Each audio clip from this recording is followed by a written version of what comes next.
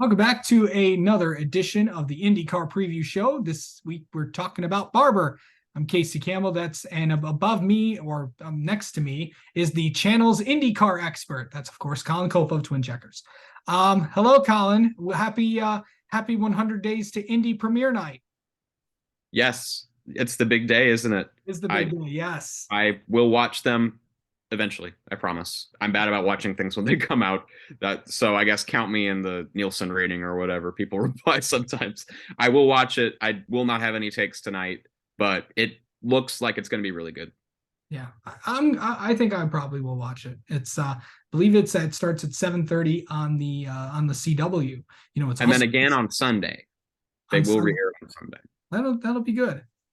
And then it's on the same network as another sports league that we will not get into. Yeah, let's not get into that. So going into this weekend, well, let's talk about last week at Long Beach. A lot happened. How about Kyle Kirkwood getting the pole and basically dominating the whole thing? It was such a good sight to see. And if you're talking about a team that needed a solid weekend, Andretti Autosport needed that weekend, and they got one. They were the team that needed to have it all together because they were fast at St. Pete, they were fast at Texas, and it just didn't work out. But Kyle Kirkwood did something that we haven't seen a lot in the last 15 years of IndyCar, which is dominate Long Beach.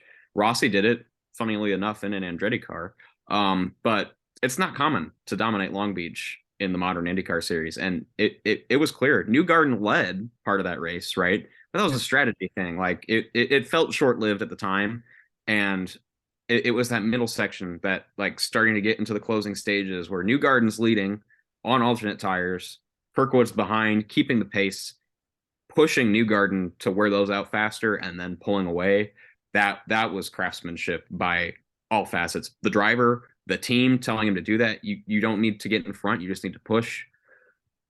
It was the perfect day. And Grosjean in second, Herta in fourth, almost sweeping the podium. I'm sure that bugs Colton a little bit, Yeah. but it was the perfect weekend for Andretti. Even Devlin, he still acclimating to IndyCar, still getting better every week, had a solid showing comparatively to his other results. So it was a nice weekend for Andretti and something to build on to prove that, yeah, we can do it. We can put it all together. Yeah, for sure. So going into this weekend at Barber, first road course of the season, down the Grand Prix, the Grand Prix of Alabama. So it's definitely going to be an interesting race to see there. But this is kind of like the last real big test before what happens. Yeah, Indianapolis, the big prize, right? Fun fact, from this point forward, now that we're through 3 races, 2 street courses and 1 oval, 50% of the remaining IndyCar schedule is road course races at permanent road courses. Right. So there's setup differences between street courses and road courses. Street courses, obviously, with all the bumps, you have to set up the suspension a different way. Barber is an aging surface, but it's nothing compared to Nashville, right? Or some of those parts of Long Beach. So it requires a different approach. So this is, even though they're turning left and right, you might think, oh, okay, street courses, I've seen this year. I've seen road courses. No, you've seen street courses. This is a different setup approach, and different players could show up this weekend. They could, especially with with all the different things that are with this season, the different tire compounds, with the different strategy of where everything could go. So there's a lot that plays in to this weekend. But yeah, it's been a strong track for a lot of people that have raced in this race. Who do you think is probably the favorites heading into this one? It's difficult to say. I think the easy answer is Pato O'Ward. Had a rough Long Beach, maybe. But first 3 races of the year, it's been strong. Defending winner here last year. It's a great place for him to prove that Long Beach was kind of a fluke. And I think, honestly, a lot of Pato's Long Beach was just being overly aggressive, trying to force things that he didn't need to. Think about Will Power kind of like 10 years ago, being very aggressive. And then last year kind of had that mental reset of where I can do this without having to drive like that. Maybe Pato can take some inspiration from that to kind of avoid the Long Beach style performances. But I don't think there's any reason he can't win at Barber.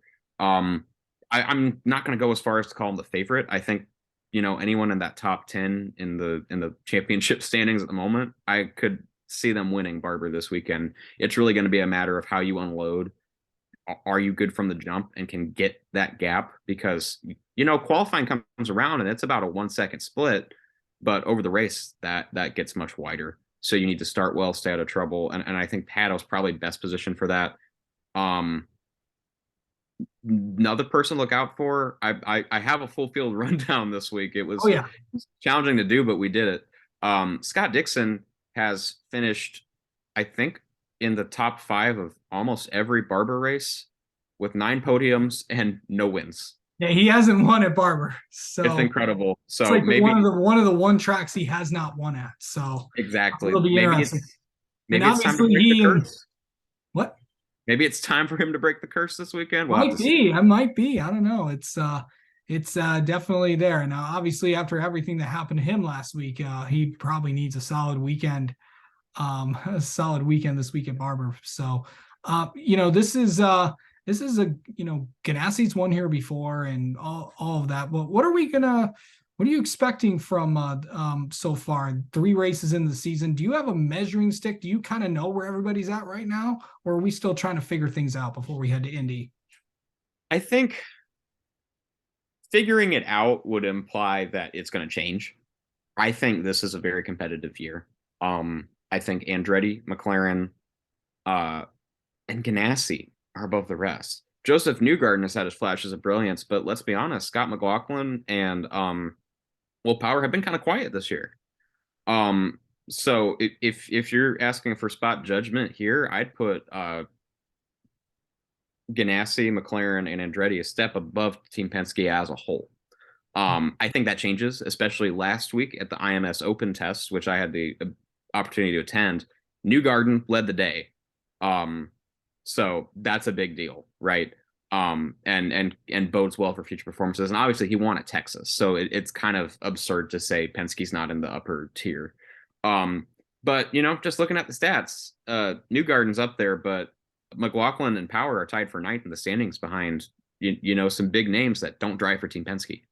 Um, so Barber, if they can come out of the gate, this is a big deal for Penske and proves that they can contend for a title across the board and maybe not just with Newgarden this year.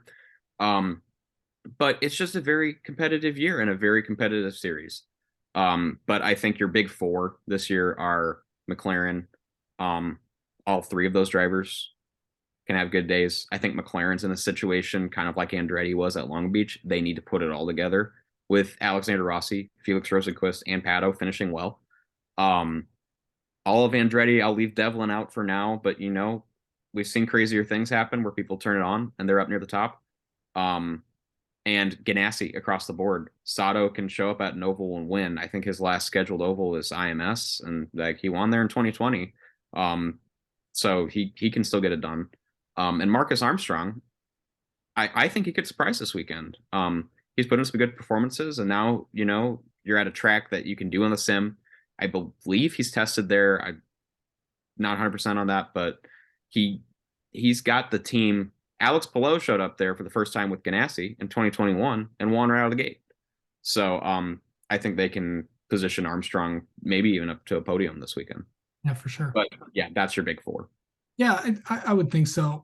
How do you think, we saw Andretti Autosport have probably their best weekend they've had, putting it all together. Coming into this week, what do you feel like they have to do to keep the trend going? You just got to keep up finishing. You're not going to get a podium every weekend. Every weekend you go out. But when you're turning those top 15s and the top 10s, those top 10s and the top 5s, just by getting to the finish line, that's where you create championship campaigns. So for Romain Grosjean, he's probably going to want those first 2 weeks back, but you got to keep your eyes forward. If you don't have the fastest car this weekend, keep driving. Don't get last year that Ray Hall Grosjean feud happened where Grosjean got into the Ray Hall and that kind of clouded Barber and probably kept him down the order than he could be or should be. So, when you're driving a 10th place car, bring it home in 10th. Don't bring it home in 15th because you overdrove it.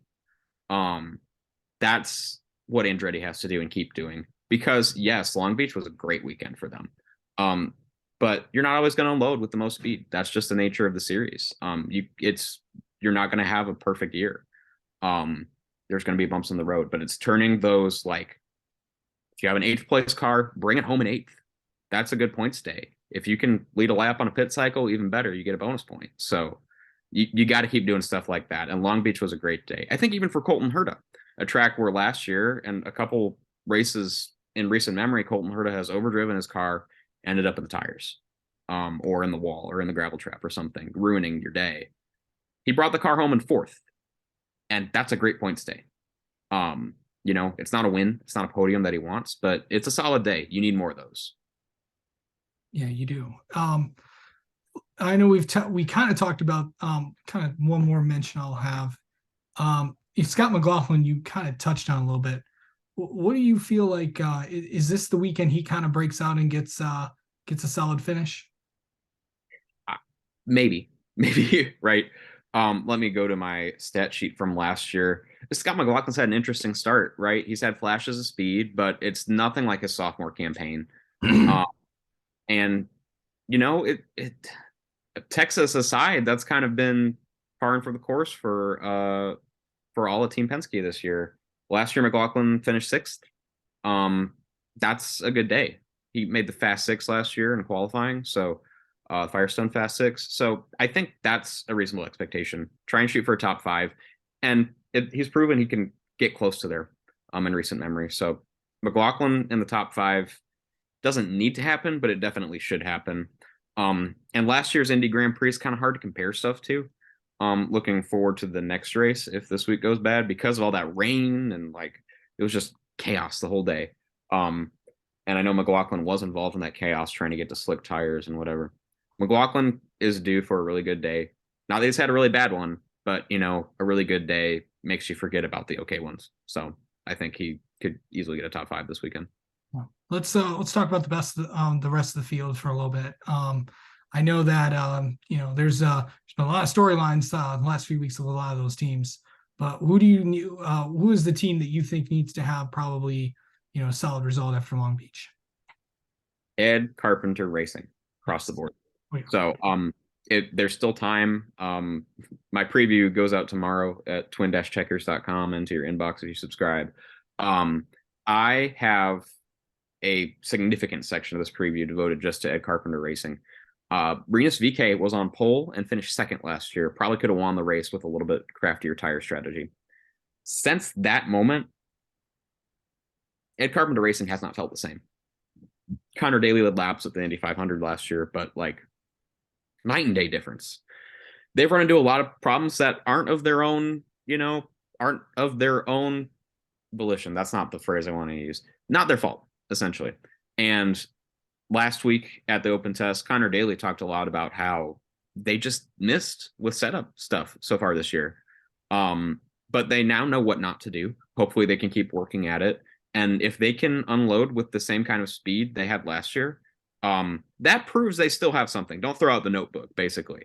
If VeeKay can have the same kind of speed, maybe not a top 3, but a top 5 competing for it. No one at Ed Carpenter Racing's gotten a top 10 this year. The best finish was 11th for VeeKay at Texas, a track where Ed Carpenter Racing's probably better on ovals, right? Not so far this year. And there is signs that they have life in them this year, right? That they do still have speed. Last week, Connor Daly was 2nd behind Newgarden at the open test at the famous Indianapolis Motor Speedway, a track that means a lot to Connor Daly and a lot to Ed Carpenter, the team owner. So if you're going to start getting on that path where you're in that mindset of the biggest prize in the sport, trying to get speed at the other races as well, maybe come with your notebook from last year, unload, see if that still works, and put Rinus VeeKay in a really good position to score a podium this weekend. Because if they have the same kind of speed, if the notebook still works, that's completely reasonable. But so far this year, what they have has not worked. And I think more than anyone else, maybe Meyer Shank Racing, Yeah. um, who that kind of confuses me that they aren't faster with the Andretti alliance they have. But I don't have as many answers there just because I haven't heard the interviews, right? But Ed Carpenter Racing is the one to look out for this weekend. They are in desperate need, and I think they can do it. I think they can. In desperate need of a good finish. Yeah. Hey, another series will be returning after a long break. And that, of course, is Indy Next. They are back this weekend at Barber. Still a lot of things going on there. It has been a while since we've seen them. St. Pete, when Daniel Frost took the win for HMD. Going to be an interesting race so far. I'm not sure what to expect there, but going to be a lot of interesting storylines heading into that one. I think the biggest storyline is who's going to catch HMD, because I just don't see I mean, the Andretti cars were fast. I mean, Louis Foster is quick. He is very, very good behind the wheel. He's going to get some wins this year, that's for sure. And Hunter McElroy is pretty good too. Obviously a big learning curve for, someone like Jamie coming over from the W series and all that. And then and James Rowe just had a ton of bad luck at St. Pete.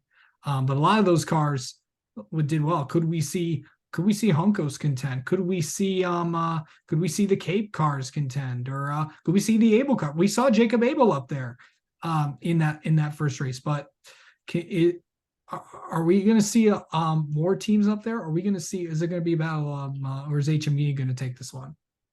We're still in the early part of the season, so it's still up for grabs. As far as I'm concerned, Barber, Indy GP, that's going to be your barometer, right? Once you're through that Indianapolis weekend, like, okay, how fast are we? Can we keep it up? I believe Indy Next is going to Detroit as well this year, that new circuit downtown. So, yeah, we're still in that early stage. Figure out what you've got. One race and then a big gap. So, there's still a lot of time to adjust and get your car where it needs to be, come with a new setup approach. And, just like the IndyCar series, it's their first permanent road course of the year. But I think if you're going to test the barometer, it's got to be Indianapolis, right? You've had a lot of testing there. I remember seeing Jamie Chadwick out there and all those teams in the last month or so. But yeah, it should be a fascinating race. I hope Andretti. I know Andretti ran into a lot of issues across the board last race, so hopefully a clean race. But we're starting to get to that point in the season. It's like, okay, who's the contenders and who's the pretenders? In Indy Next, Ernie Francis Jr. I saw got 6th, I believe, the last race. So the changes there seem good too. But yeah, should be fascinating. Should be very, very interesting to watch there. All right. And also, what do you think is the toughest thing about Barber heading into this year? I've had the privilege of driving the sim version before. Barber, the course is beautiful, right? One of America's most underrated road courses. If you haven't watched a race there, it's perfectly manicured, probably one step behind Indianapolis in terms of that. There's a trouble spot on the track. It's heading down this large hill into chicane section. I forget the turn numbers, but that's a narrow part of the track that's caught a lot of people out. I believe Callum Ilott kind of threw his race away last year, despite running really well, because of that chicane section. It's a quick right, left, right. You basically are pointed straight down, taking a lot of curb. If you hit it wrong, you can end up in the sand, and it's not good for your day when you end up in the sand. But it features 3 really long straightaways, so there's a lot of passing opportunities at Barber, which you can't say about all the tracks that IndyCar runs at. So if you have speed, you can find your way to the front. Just a matter of making the most of it. Yeah. All right. Well, it's time to make some picks. Let's pick Indy Next. Why not? Who do you think wins that? Oh, I will pick from the HMD stable. Let's do random HMD driver generator, Christian Rasmussen. It's actually a solid pick. That's actually who I talked to this week. Yeah, that's right. If you want to catch that interview, go on my channel. And it was good to catch up to Christian this week. And that's probably one of the biggest storylines heading into this season. Not too many. You go from one powerhouse team to the other. And that's what Christian Rasmussen did. Of course, he was with Andretti Autosport last year, and now he's with HMD. So it was good to talk with him. A lot of people are wondering how they can run a 9-car operation. They actually run it pretty well. It's I think they have each 4 teams has like one crew chief, and there's like obviously people that are assigned to each car. So that's what it's going to be there. Plus also Toby Sowery will be in one of the cars this weekend. Josh Pearson has a commitment to the World Endurance Championship, or WEC. They are in Spa this weekend, competing there. And I believe also Rasmus Lin will not be racing this weekend as well. So a couple notes there. I'm actually going to go with Nolan Siegel. He was pretty quick at St. Pete, and he could have won that race. He and Jacob Abel, but Daniel Frost really kind of came in and came in and took it. And obviously Daniel's really good to talk with. It's Nolan is as well. Actually, all the Indy Next drivers are. So we might see more of them. All right, who is your pick to win the Grand Prix of Alabama? I wasn't brave enough to put it in print, as you'll see tomorrow morning. I'm going with Scott Dixon. It's time. It's time for him to win at Barber. And he's had good speed this year, which isn't something you can always say about Dixon. Sometimes he kind of catches on later in the season, mid-season, but he's been strong so far. And with 9 podiums in the 11 or so races that have happened at Barber, maybe 10, maybe he's finished in the top 5 at all of them. But it's time for Scott Dixon to win. If not him, probably someone like Pat O'Ward. Excuse me. But I'm looking at Dixon to come home with the win this weekend. Yeah.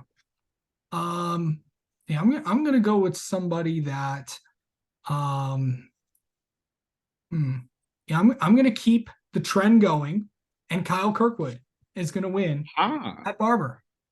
There you go. That'd be a fantastic story of back-to-back wins to start. That'd be good. IndyCar wins.